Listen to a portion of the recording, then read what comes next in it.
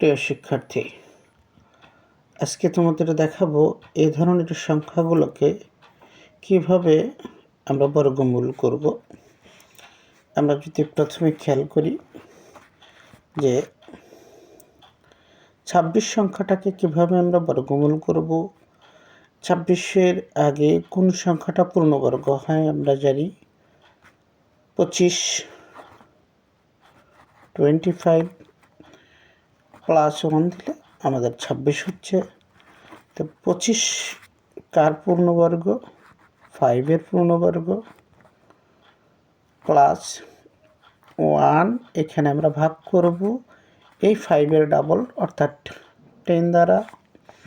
তাহলে আমাদের সংখ্যাটি আসতেছে তো 5.1 অ্যান্সার। একইভাবে যদি আমরা 27 সংখ্যাটাকে চিন্তা করি, তাহলে এই 27-এর আগে পূর্ণবর্গ সংখ্যা হচ্ছে আমাদের 25 প্লাস 2। 25 হচ্ছে 5-এর পূর্ণবর্গ প্লাস 2 ভাগ 5-এর ডাবল হচ্ছে 10 অর্থাৎ 5.2 অ্যান্সার। তাহলে 28 সমান কী হবে তোমরা একটু করে দেখো।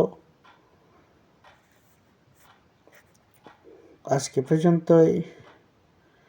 আমরা পরবর্তী ভিডিও পেতে চাইলে